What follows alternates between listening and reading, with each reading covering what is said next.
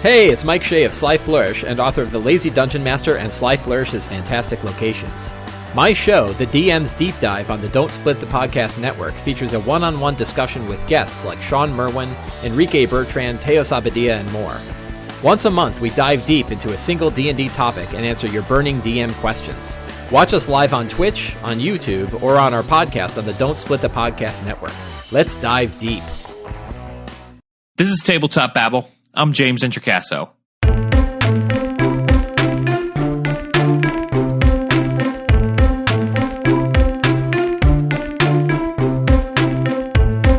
Today on the show, I'm talking about designing longer adventures, mega adventures, adventure paths, campaign adventures with game designer and adventure creator extraordinaire, world builder, and all-around creative dude, Mike Myler. Mike currently is running a Kickstarter that we will get into. It is amazing. It launches the same day as this podcast. I cannot wait to go back it.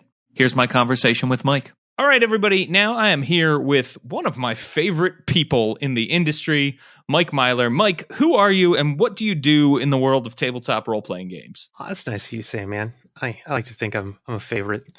You are a fan favorite and a James Introcaso personal favorite. I'm kind of a wild card. I've been floating around in the RPG industry as a full-time freelancer for like 5 years now. Mm-hmm. I got to work with Paizo and Fantasy Flights, and I do a lot of stuff with the N-World. I just became the editor for their Patreon, E-Insider, and I make my own campaign settings.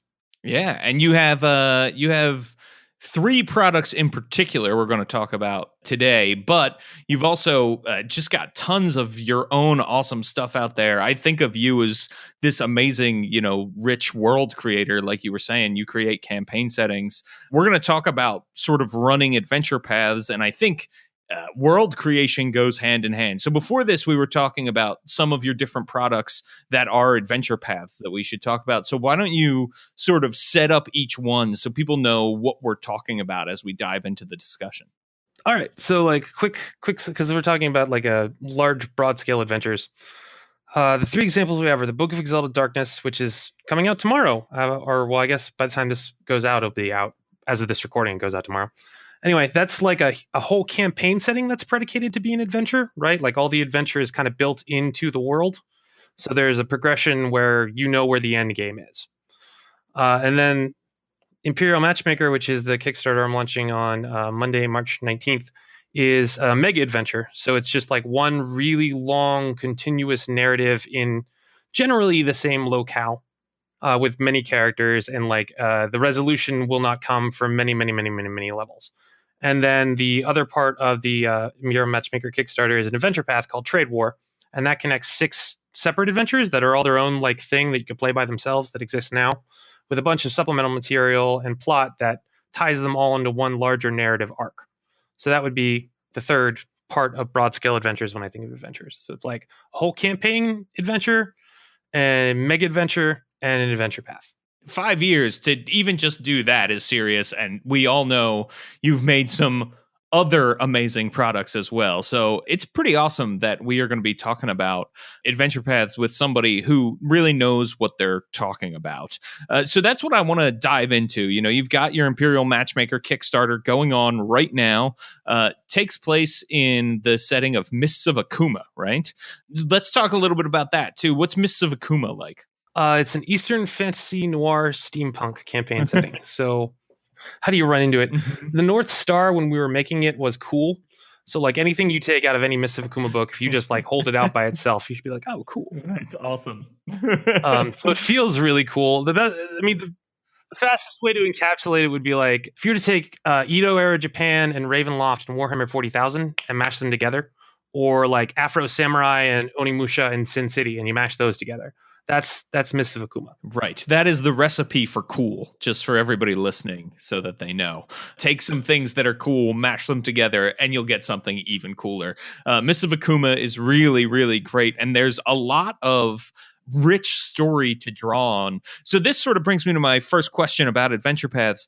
How do you decide, particularly when you're working in a published setting that has a lot of really rich story hooks, how do you decide hey, these are the things I should pull from to create my greater adventure. These are the, organizations I want to involve, and these are the places that I think will be involved in the NPCs and stuff. Like, how do you pick when you have such a tremendous toy box to pull toys out of? Well, for if you're doing like a whole campaign adventure, like you're setting the campaign setting to be the adventure, that's pretty easy because you just put everything in.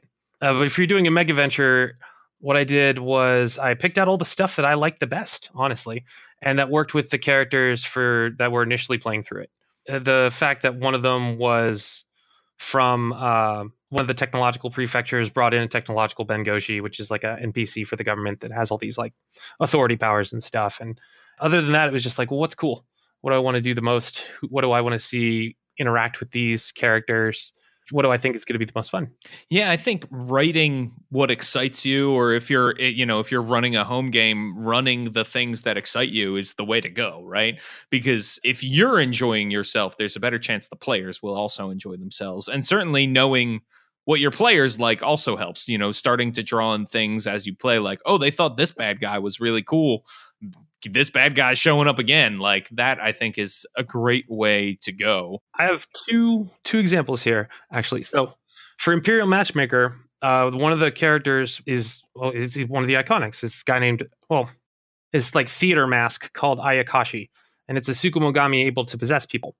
And once I knew I had a Tsukumogami, I was like, oh, okay, all right, what do I have in the campaign setting that would, there's this tailor in Sanbaoshi who specifically catches Tsukumogami and then like deconstructs them to make them into clothing again. So he ended up like, that's now one of the major subplots in the manga adventure. That is awesome. That is so cool. Right. And then Trade War, I've run the first adventure a couple times for different people, and I've run this other group through it. And on Sunday, they managed to capture this Irokotira warrior they're essentially hobgoblin space marines in ancient Japan. I'm not going to lie. And they capture him because it's like 4-on-1, and they strip him out of his armor and stuff. And then they have stupidly left him alone. So he's, of course, going to escape. And that will be like, now I know like the NPCs are likely to want to capture this guy. So we'll add a sidebar about like trying to keep Shuketsu alive and have him escape. And then he can become a recurring thread through the adventure path. So when you're writing an adventure path and, you've got like a mega adventure, it's a story that's going to span several levels of play. How do you determine sort of what your story beats are, and how do you get characters to those story beats without railroading them? What did you do? Like, what's your connective tissue like, and how do you come up with the big story beats, and how do you get people from point A to point B without saying this is the only way to get from point A to point B? Well, the Imperial Matchmaker, I'm taking a feather out of Paizo's hat, and I have iconics, and all the iconics have their own like built-in motivations and subplots and stuff.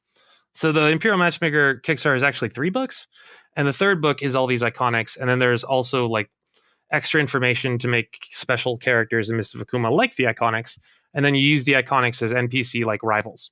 So if you're trying to get people motivated from point A to point B inside of a narrative arc, there are a couple of ways to do it. The easiest one is probably to wound their pride and then have them follow the source of their wounded pride around until they can resolve it. Because I've always found that's the easiest way to get somebody who's lackadaisical about their character, like suddenly peak up. They're like, what did he say to me? What? Yeah, I think that's true. Provoking players, I think a lot of times we think about like, oh, give them the carrot, right? Give them the big reward over here or that sort of thing. But giving them the stick and making them like pissing somebody off is actually a great motivator. I find more often than an old dude in a bar with a contract, right? Yeah. And I mean, Mists of Akuma has a couple of other ways to do stuff. So like those Bengoshi I was talking about can basically order you to go on missions for the state, sort of like how Johnson in Shadowrun would hire you for a contract. So there's some like meta control the GM gets. Although ideally the way you want to do it is you want to draw them in. Like you want them to be invested of their own accord as opposed to trying to like, railroad them. If you can't convince them that they don't want to go outside the fence, put something inside the fence that they're going to want. Include like a special item or something that's inherent to their character's backstory or like some mystery they're trying to solve. A lot of the backgrounds have great like plugs for that kind of thing. You mentioned iconics from Paizo. For people who have never played Pathfinder or have never played a Paizo adventure, what are iconics? Okay. Well, Paizo is amazing about organized play. And one of the things you can do when you play Pathfinder Society is you sit down and you're like, I don't have a character. They'll be like, it's okay. We have all these prepared characters, and there are the iconic characters. So they're like what Paizo thinks of whenever Paizo is talking about the alchemist class or the fighter class or the brawler or they've got like 20 some. That's why they're doing a new edition. Like they're out of classes at this point. And each one of them has its own iconic. When I was setting up Imperial Matchmaker, I was thinking like, okay, well, how do I better define Soberin that like will relate to people who are playing in Soberin as opposed to like the game masters? Because there's enough there for the game master, frankly. It's like 300 pages or something. So that's where the iconics came from. I was like, okay, what's the most like Mists of Akumi guys? And I picked, I think, 4 or 5 that I really thought like embodied the setting. And then I went to the design team and I was like, guys, pitch me iconics. And we ended up on 8 really awesome ones. There's Ayakashi, that Tsukumogami that can possess people. Then there's Kandon, who, if anybody listening was down with the first Kickstarter, a lot of the free PDFs from that one have Kandon, and he's a undead ninja. And then Wukong knockoff called Dai-Lan. It's like a monkey Hengi yokai with like the extending staff. And then he's got this cursed headband. So whenever he changes into his monkey form, he's dumbed down quite a bit. Matsi Tsunamo, who is a Tanuki like detective, like in the Philip Marlowe pulp novelist kind of detective. Natsuko Hibike, which is like a Kame speaker cleric. Piasu, which is one of those Yuriko Tira dudes, so you can play as one of them. A Tengu warlock from the future called Rina. Yeah, she's a crazy one. And then Tomo Masamune, who is like more of a classic samurai that got disgraced and her arm amputated, and then she like barely survives. She swims back to shore and she wakes up with this like old cybernetic arm in her hand. So she like gradually cleans it until she attaches it, and then once it's on her body, she finds out it's a Tsukumogami, so it's like a living monster, and now she's the Crimson Blade. Yeah, they're all really cool, and I could go on that rant for each of them. I was trying really hard not to. That's really cool. So with respect to then these iconics, these characters, the adventure has some like very specific hooks then to get those characters involved. I completely got off track. We were talking about hooks. So with Matchmaker, it's actually we talked about how to present the book and the like all this information to the GM, because it's quite a bit, and like how to stage events. And what we settled on was we're just going to do it like by marriage. So this marriage is going to happen on this day, and the GM has that many days of play before that event happens, and the PCs are either there or they're not there. What happens if they're not there? What happens if they're there? What happens if they're there and things go sideways? In the case of Imperial Matchmaker, it made a lot of sense to just set everything around these like pivotal plot points that were fixed in the like calendar of the inside world. So that makes a lot of sense, that then you've got this cool tie-in, but then you've also got a timeline going on for your adventure that says, hey, players can go anywhere, but if they're not at these locations, these are the things that are happening. And, this is what's a sort of like a countdown clock almost, right? Or like you said, a calendar, I think is a great way to have when you're doing something like this. So when you're running a published adventure path like this, what advice do you have for people when they're running something, if their players go totally off the map and totally leave the adventure? Like, what's a good way to either get them back on track or still use what you've got in that adventure? I mean, that's very situational, but Sure. That's actually why I end up making campaign settings, because I am a sandbox GM. So whenever the players decide to go left, I don't just like flip the dungeon around so that the right ends up being the left and they go where I need them to, which is a smart move, by the way. Don't throw that out the window. That's just not what I prefer to do. Totally.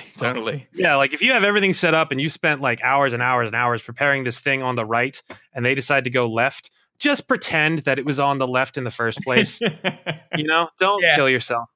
You'll end up like me with like these 400-page campaign setting books, and it's I like my life, but it's not for everyone, I promise you. So when they go off the map, I tend to I'm kind of a cruel GM, man. I am not a believer in the yes plus. I'm just a believer in the hard yes. So yes and is the actual phrase. I'm not a yes and plus guy. I'm not going to reward you for going off the map. I will definitely provide more map for you, but like if you have this adventure thread and there's this stuff going on, the Assassin's Cult is not going to just suddenly stop doing what they're doing because you took an interest in this guy's catapult, right? Like that's going to keep going on and things will happen in the background as your characters are doing whatever your characters are doing, and the story will develop and I will find a way to weave it back. Like you should never abandon a major plot line after you start it. You should, like, how would it be if you were going through this campaign and you thought that everything was going great, and then like 10 months into it, Mordor gets the ring and like all of hell breaks loose, and you're like, what? Like I would give them lots of notice and like foreshadowing and warnings, like, hey, problem in the south that you forgot about. That's true. Foreshadowing and hints are great, especially if you can get that good payoff, right? Like, oh yeah, we've been hearing about this thing in the South, and then all of a sudden, oh crap, this is what's been happening in the South. You know, it makes it have so much more impact, and it's just more enjoyable for everybody. Yeah, absolutely. And so it sounds like you put a lot of that into your products as well. What's sort of the story of Imperial Matchmaker? What is this matchmaker all about? In Soberin, about 150 years ago, there was a foreign invasion from across the edge of the world. It's all these like technologically superior people, and they subjugate all the peoples of Soberin and like draft them into this thing called the War of Kaya, which ends after about 100 years.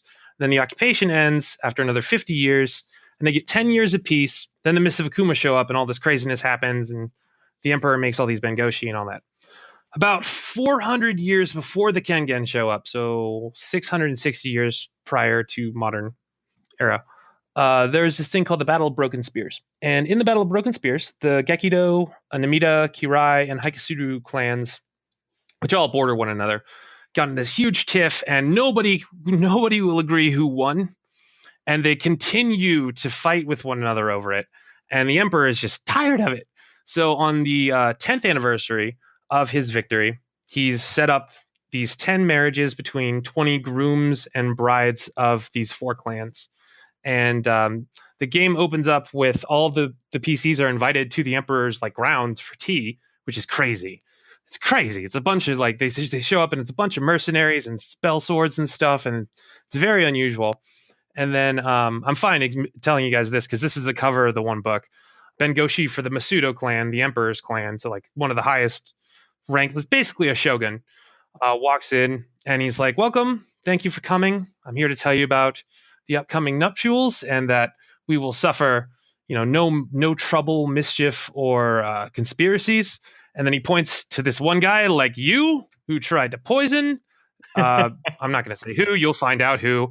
And then he straight up just decapitates the guy. What? Cuts his head right off in the middle of the tea ceremony and then promptly leaves. And that's like how, like, that sets the tone for everything that's about to happen. Yeah, definitely. So let's talk a little bit then about tone. How do we set the tone, right? Strong opening scene is a great way to go, right? Strong opening scene, yeah. So it depends on if you're dealing like, so if you're doing this Iconics thing and everything, then like just use the book that I provide you. There's an excellent read aloud. There's this amazing, picture and stuff. If you're doing this all like homebrew and like you've made your own campaign and stuff, get involved with helping your players make their characters' backstories, right? Like give them world information they wouldn't necessarily know. Give them secret information that they are not to share with the rest of the party that they can just like gradually reveal over time. Hey everybody, just want to take a quick break to let you know about the sponsor for this episode of Tabletop Babble. I'm talking about Conjure Hagalaz. Do you want to siphon ectoplasm or discover ley lines? Of course you do. Then Conjure Hagalaz RPG is for you. Players define their character powers and magic style as they explore the underworld, quest through astral space, and investigate strange events on the many moons. You want to play a Cyclops, a Nekatoma, or Orcs? They're all here. How about a Pyromancer, Sklad, or Harukin? They're here too. Halfway between traditional games and narrative powered by the Apocalypse games, Conjure Hagalaz the RPG encourages group storytelling in the fantasy world of Rikirta. This game is a great middle ground for those seeking to try out something more traditional or more narrative. It is the perfect middle ground. You should check it out right now on Drive-Thru RPG. Conjure Hagalaz includes maps, sword chucks, creatures, powers, espionage moves, pogo sticks, and guides to playing and running the game. Check it out. There is both a player's guide and world guide as well. It is really awesome. Blake Ryan, Batman, you may know him as on Twitter, is heavily involved in this project. It is his baby, so you should definitely check it out. Support him. He is a great human being, but also this game is really fun. So go check out Conjure Hagalaz, that's Hagalaz, over on Drive-Thru RPG. All right, back to the show. So the Book of Exalted Darkness, I know from working with you on that themes too, right? Themes are real big and are one way to sort of enhance the tone of your setting and drive the tone of your adventure rather home, right? By picking several themes or finding themes throughout your adventure and really playing to those, right? Mm-hmm. Good example for Imperial Matchmaker. It's about drama and intrigue, right? Which you should figure out immediately as soon as you hear Imperial and Matchmaker together. Like that's, oh great, royal weddings. Like that's gonna be intrigue and drama and people going around being sneaky.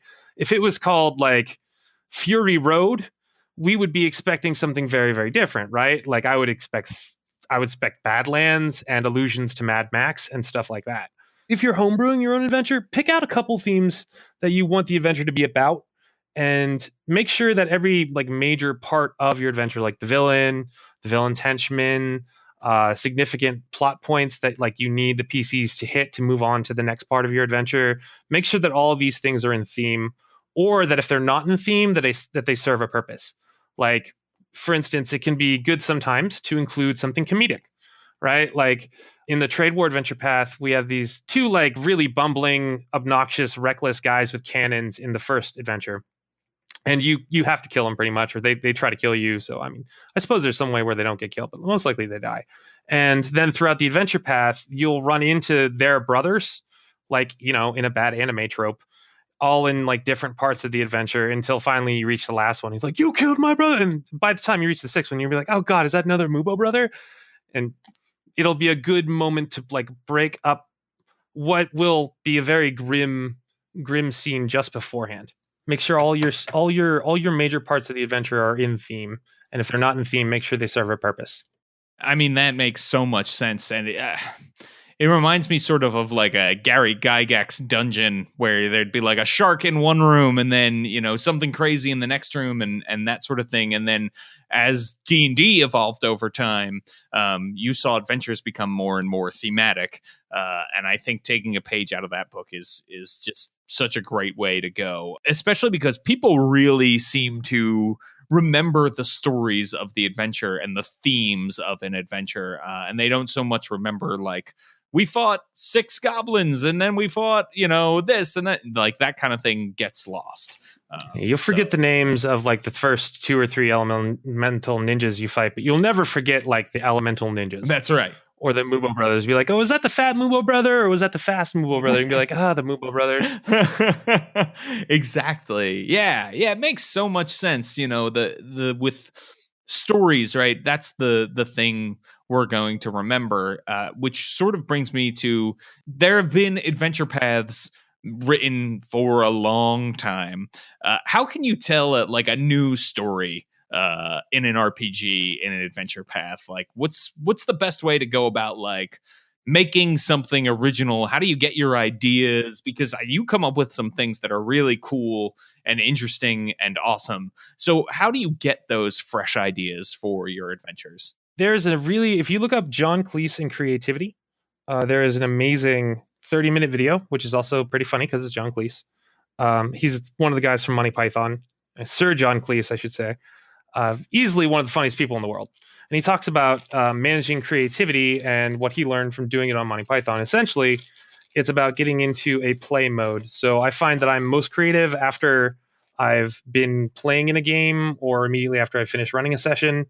And when I need to turn it on, I'll go and I'll play like Overwatch maybe for 15 or 20 minutes until like it's hard to describe exactly when you're there. You don't even really know. So yeah, I don't know. It's sort of it's hard. It's hard. It's like reading a wave, you know. Yeah, you gotta take breaks. You really do, to let your mind go. I got a dog, and it's great because I go walk the dog whenever I need a break. Gets me outside, gets the mind going, that kind of thing. It puts you in a place where you don't feel restricted or demanded upon. And that's what it is. It has to put you in this like childlike state where you're just open. And I think he calls it the open and closed mode. And the closed mode's great if you're like doing math or, your taxes or whatever, or you're cleaning your house. But like the open mode is the one that we sort of institutionalize ourselves away from in like schooling and just like learning to exist around other people, right? Like you need to be cognizant of other people when you're on the subway and respectful when you're outside with other people, right? Like, and what was the first part of your question there? I totally spaced on it, but I definitely had something significant to say about it. Oh, sure. So we were talking about adventure paths that it seems like many ideas under the sun have been created already. Okay, right. Yeah. So Shakespeare, I think, put it down. What was it? 18 different stories or 21 different narratives? Oh, sure. Yeah. You've seen the list. Yeah. So like what we're doing when we're doing an adventure path is, and specifically what we're doing is there's a lot of arguments about what D&D exactly is, but it's certainly in some part a cooperative storytelling game, right? Mm-hmm. Sure. So we're not producing books that are themselves stories. There are stories within them, and there is a story told by the book. But really, it's about setting a really lush stage with lots of fun and engaging props and scenery and background and like cast actors for the people that are involved with the game, GM and players, to interact with. So with an adventure path, what you want to be doing is breathing in the setting, right? So like with Mists of Akuma, it's all about this drama and intrigue and cool stuff, and there's like crazy steampunk stuff going on. But if it was, Legend of the Five Rings, it would be about, Oni and deep dark magic and something to do with ancestors, as I recall. I'm not actually that big of a Lord of the Five Rings fan. And say that you look at Lord of the Rings. Sure. There, it's a lot about like mystery and awe and forgotten knowledge. And like they never even reveal to you. I mean, you have to go through how much of the Silmarillion before you figure out what Gandalf actually is. That's yeah, absolutely, right? Yeah, it's all very mysterious kind of, and it's just accepted. And even there, I'm talking about Gandalf, and if you know who and what Gandalf actually is, Gandalf is himself a facet of the setting. He's much more than just a regular character. So it's about bringing in like all those smaller details that make that narrative into more than just a narrative, and makes it into this grand narrative stage upon which countless narratives are told that I don't actually get to hear about, which is too bad. I love it when people email me. If you end up using any of my stuff, tell me what you did with it. I love that. It is really cool to hear about people playing in the worlds you create, right? And I think that is one thing that even if you're going to go at it by yourself and try to, write your own adventures, sometimes playing around in a new setting is a great way to refresh yourself. If you have your homebrew setting you've been playing it for 30 years or you've never left the Forgotten Realms or whatever it is, definitely taking a risk and just changing up the setting can really inspire you with lots of new and awesome ideas. I think it's why people like Ravenloft so much, because there's only so much to do in Ravenloft. So you go there, you have the adventure, and then you leave, and it's like, oh, that was fresh, that was invigorating, that was a little bit of gothic horror. Maybe check out an awesome Mike Myler setting. Just saying, you might spend the next 30 years there. Could be pretty cool. Systems 2. In Book of Exalted Darkness, when we were making it, I got to play a little bit of the Conan D20 RPG. And basically when you're playing in that, you roll 2d20 every single time, and every time that you roll a certain number, which is like 10% of the time, I worked out the math, you bag this point that the GM gets to use for nefarious purposes later. And I was like, at one point while playing it, I was just like terrified to roll the freaking dice, because I was like, oh my God, like how many points does he have right now? oh God, do I have to roll? Is it necessary for me to roll to do this thing? Or can I just do this thing? And I realized that I was like afraid to play the game. And I was like, oh my God, that'd be perfect for Ravenloft. If you were afraid to do that, like you'd be like sitting at the table, like actually afraid. Because I'd never felt afraid while playing Ravenloft. Like we've turned the lights down and candles, and I never felt like a fear, but like I was terrified playing Conan D20. And so there's rules in Book of Exalted Darkness for taking like that mechanic where essentially the GM bags points whenever you roll a 1, I think, when you're rolling with disadvantage or advantage. Totally. And then they get to use it later to make you have like a nervous breakdown and cause fear and other kinds of stuff. Yeah, that's true. And you're right. Changing up a system and changing up a setting or making your own monsters or making your own adventure path, it adds a great element of fear in that it's unknown, right? Like if you've been playing D&D for 30 years, beholders should be scary, but like you know what a beholder does, right? You're like, okay, well, let's beware the disintegration eye ray, and or when you fight trolls and they regenerate, it's like everybody just starts lighting their torch now, right? They've sort of lost that scariness, but all of a sudden, if you change the setting, if you change the game you're playing, the fear of the unknown in the players helps contribute to the actual fear they should be feeling during battle and stuff, which is really fun. In the I think third adventure, the adventure path for Trade War, there's a sequence in like a ice temple up in the mountains, and these like ogres, these slightly modified ogres that are like just a little more cool with being up in the high mountains, all the snows and stuff. They have ability where they're like used to jumping 40 feet down onto a snowbank, and the players were terrified when they did that because he's like they don't take damage or anything, and I was like no, they're used to making this jump, and they're like oh my god, guys. Oh my God. And then they approach the encounter entirely differently than if they had just like walked up to them, Yeah, absolutely. That's awesome. And I think that's part of adventure design is, introductions to these people, these characters. Like, it always makes me sad when there's an adventure and there's like a boss at the end of the cave or, the goblin boss or whatever. And it's like, there were no hints about this person. There was nothing to go on, no foreshadowing, right? That is such a huge part of really telling a satisfying story. I feel like you got to have the end boss foreplay, right? To get the satisfying conclusion, if I may use a terrible metaphor there. No, and that brings up kind of something interesting because like when I was writing all the adventures for Mists of Akuma, they just kind of like flow out. I'm actually really proud of Cursed Soul of Scorpion Samurai because that was straight up 1 week from outline to me ordering the print proof, which is just insane. I did the maps and everything just like 1 week, James. That's crazy, man. Wow. How did you do that? I know. I don't know. I was possessed. Like the Mists of Akuma stuff just comes out of me. So after the third one, I was like, oh, okay, you kind of have a level progression. You got to fill this in. And I kept like leaving seeds for myself to come back to later.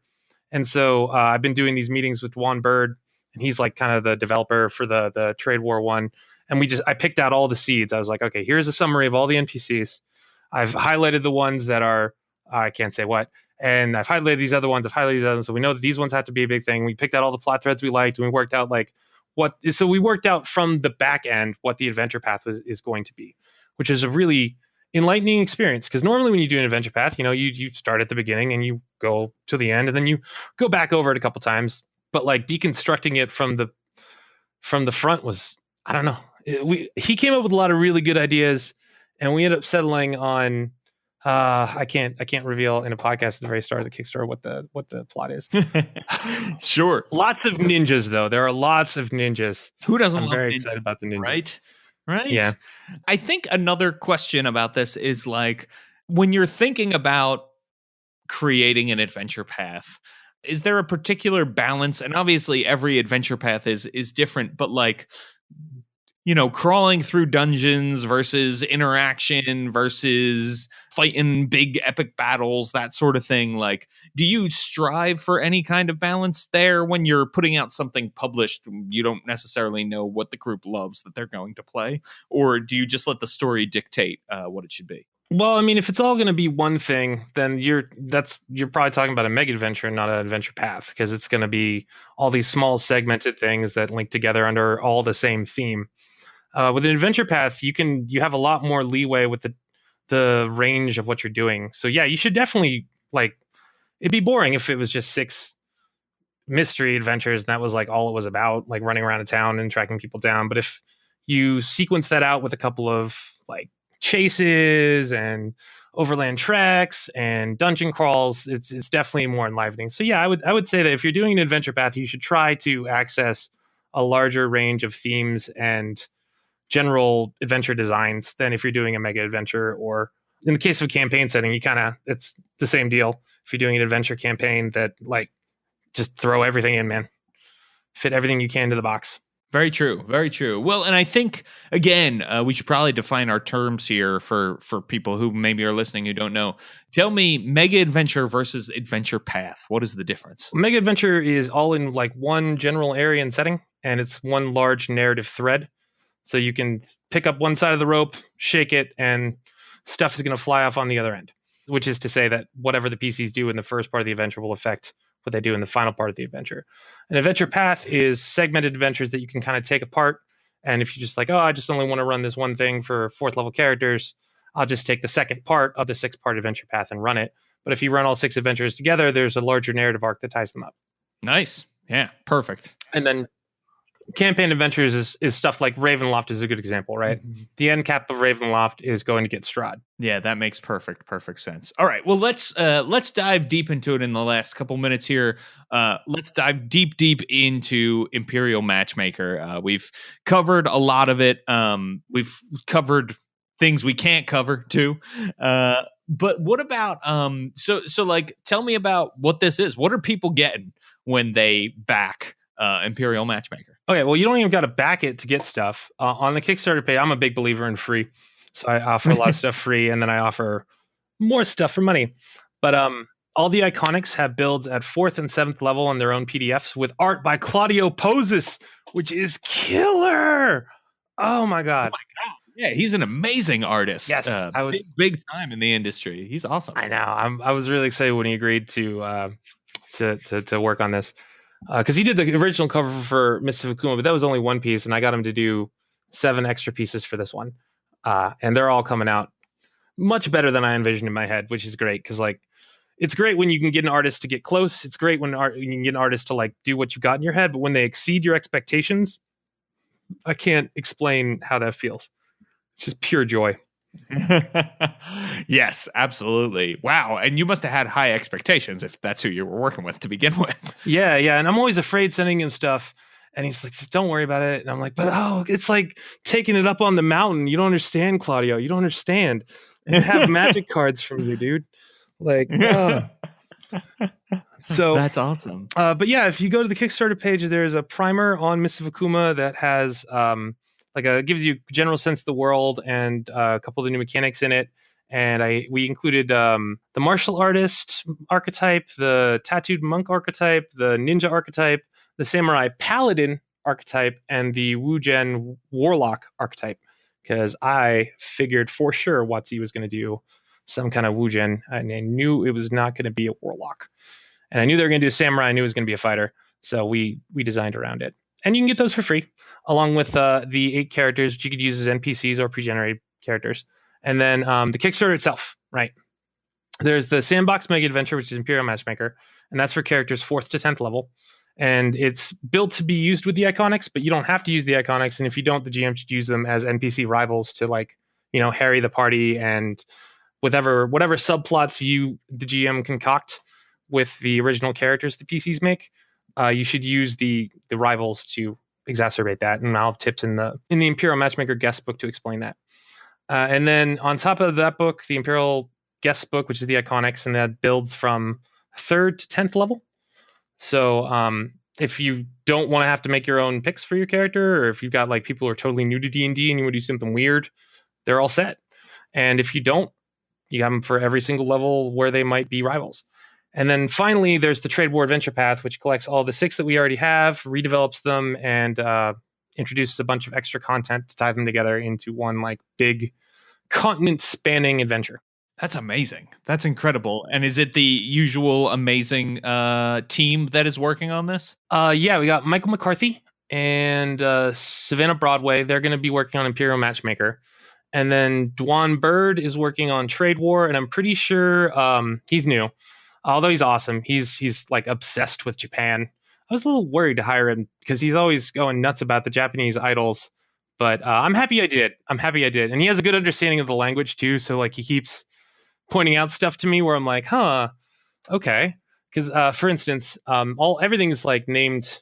We predominantly Mists of Akuma is Japanese. It's very multicultural with Eastern fantasy. We used elements from Malaysia and China and all over there, but predominantly it's Japanese. So a lot of the naming is Japanese.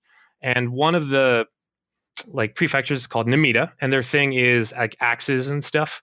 And so I looked up the translation for tear, and that's what Namida came out to be in Japanese. And he messaged me as like, hey man, why are the Namida people sad? And I was like, what are you talking about? He's like, Namida means tear. And I was like, yeah. And he's like, no, it means like tear, like crying tear. And I was like, oh. And he's like, oh no.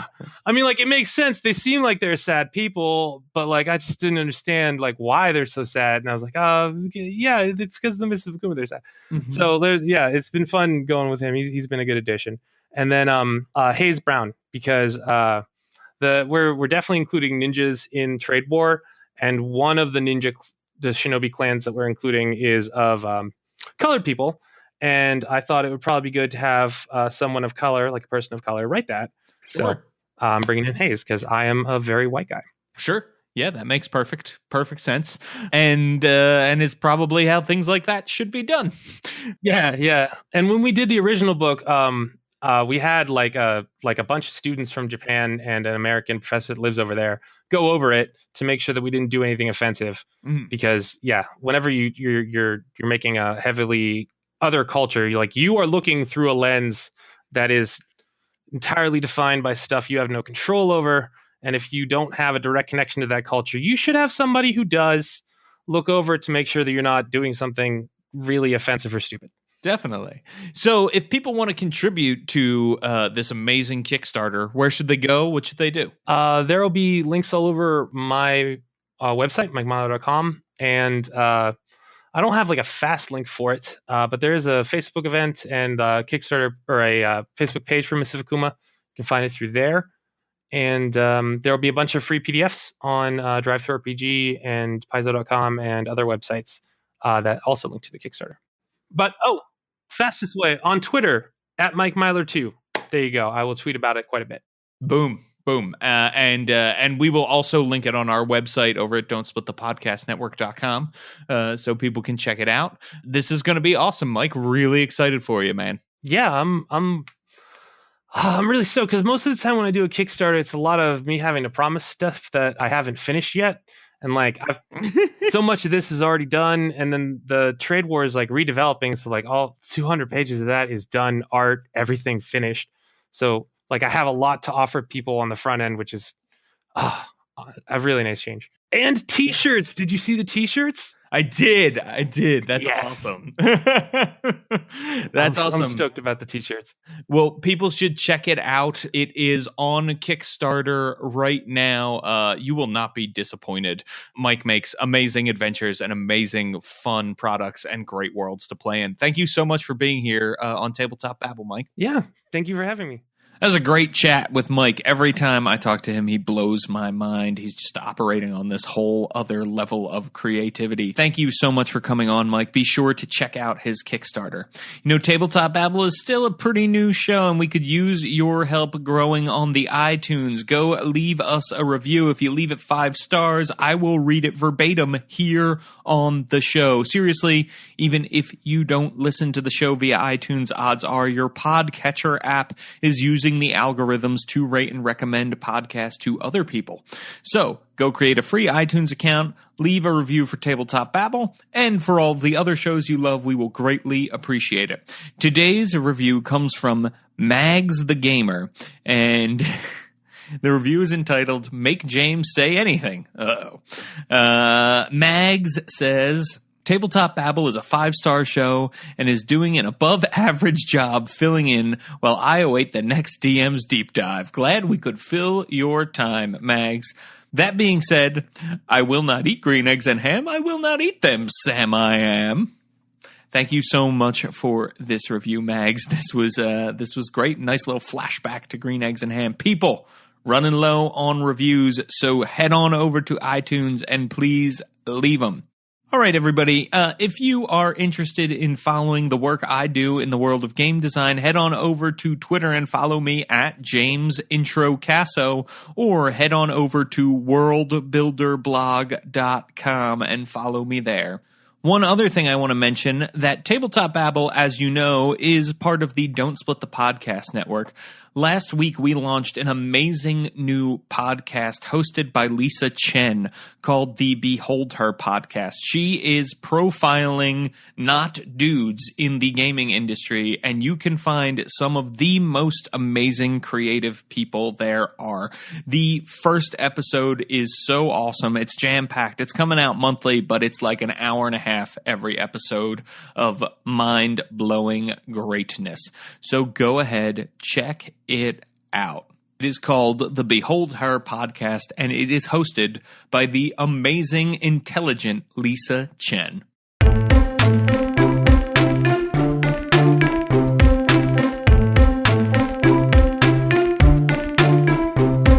Tabletop Babble is a show on the Don't Split the Podcast network. Thanks to Rudy Basso for founding it with me.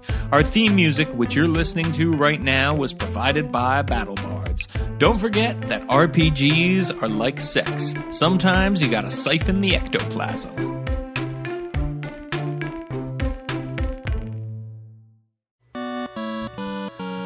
So my bosses James Introcaso and Rudy Basso asked me to record a commercial for the Newbie DM Minicast, my new 5 to 10 minute podcast aimed at giving dungeon masters quick nuggets of advice.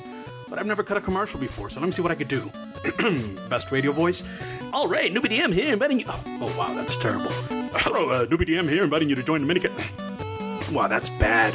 This sucks. I'm never gonna get this commercial for the Newbie DM Minicast done, and James and Rudy are gonna be mad at me. You know what? Let me just put this aside for now and get back to recording another episode of the minicast where I give out some hot DMing advice, and I'll come back to the commercial later. Sorry, James. Sorry, Rudy. It's not going to happen right now.